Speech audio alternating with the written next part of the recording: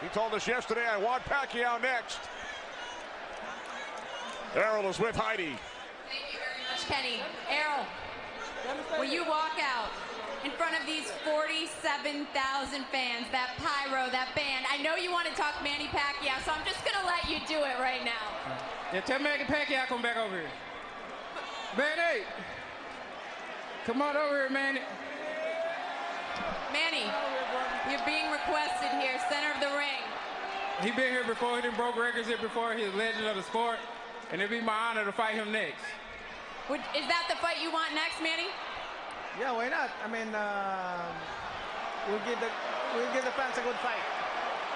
Would you want to do it right here in AT&T Stadium? I saw Mr. Jones. I don't know where he went. I'm sure he would have no qualms about doing that. Well, I'm so happy to be here in Dallas, and then I'm hoping that I will be back here soon. All right, well, I know a man who hopes that too, Errol.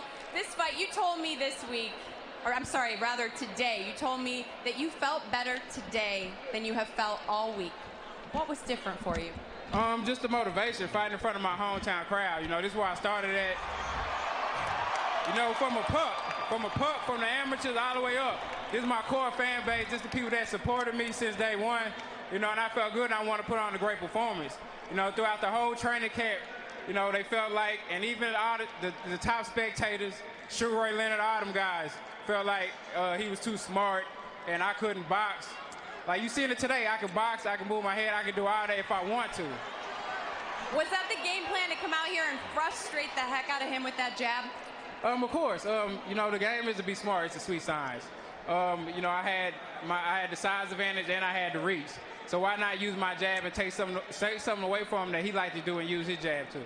Well, you have to give him some credit. He did stay in here for 12 rounds, not something that many guys can say they can do against you. I'm definitely, I give Mike Garcia all the credit just for taking this fight, and he's giving the opportunity. Because like I said, Sean Porter can't set out a family dinner, like I said before. So, you know, for him to give me this for him to give me this opportunity to fight at the Cowboy Stadium, and we put on a great performance and a great show in front of all these lovely fans. You know, he brought his fan base out here, and we put on a great show. I respect Mike Garcia so much, and I appreciate him for this.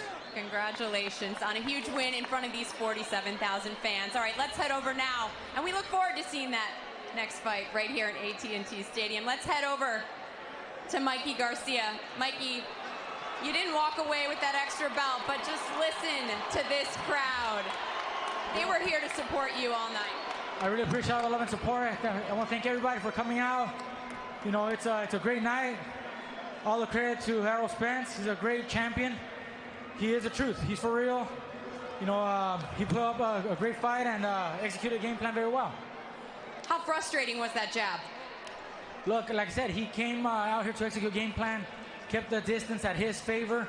I wasn't able to really get my rhythm going, and, you know, he did what he had to do. His reach, his height, and the southpaw stance complicate things. I tried to make adjustments, but he was able to keep executing, you know, in his favor. How about his power? You know, how does it rate? He has power, you know, welterweight division, definitely. He's probably the strongest, maybe. He does have a lot of knockouts, but I was able to hold my own. You know, I felt good. I felt strong myself also, but he does have power.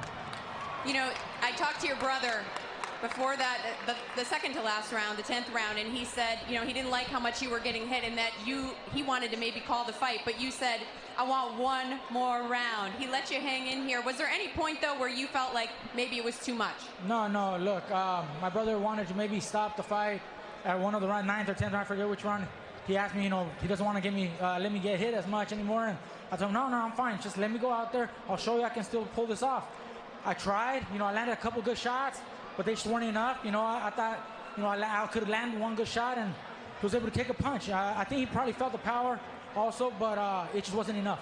You know, I said this to Errol, not many men can say that they did what you did tonight, hang in there for 12 rounds against that man. Congratulations on a good performance, and what do you want to say to your fans before you're done? Oh, thank you. You know, we just went 12 rounds with a great welterweight champion.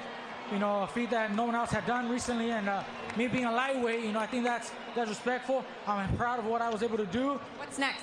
You know what? I don't know. I have to go back and think about it.